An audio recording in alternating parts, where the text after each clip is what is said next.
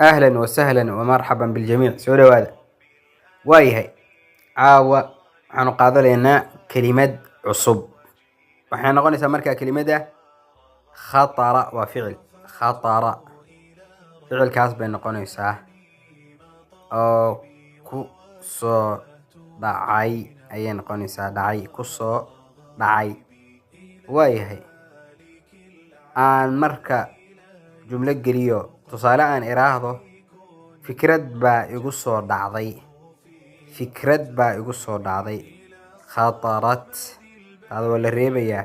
khatarat lii fikratun fikrad baa igu soo dhacday fikrad baa igu soo dhacday fikrad baa igu soo dhacday waa yahay taa waa marka adiga naftaada aad ka hadlaysay qof baad rabtaa inaad ka hadashid fikrad baa ku soo dhacday oo kale maxaan leenahay khatarat reeb lahu mujeda khatarat lahu fikratun oo markaa macnaheedu noqonaysa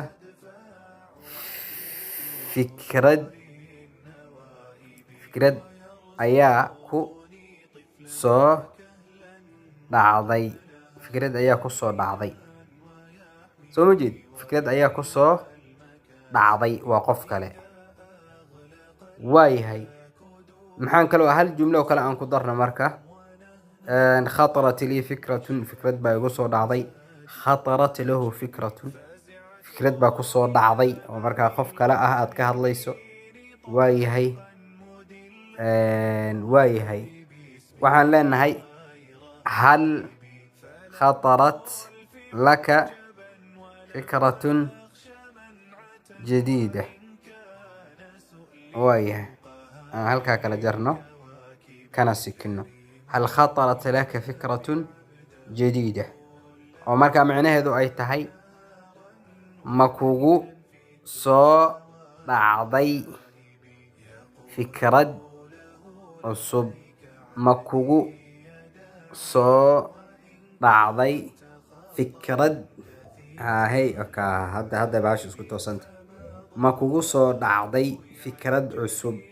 darsiga intaa buu ku egyahay waa inoo mar kale iyo darsi cusub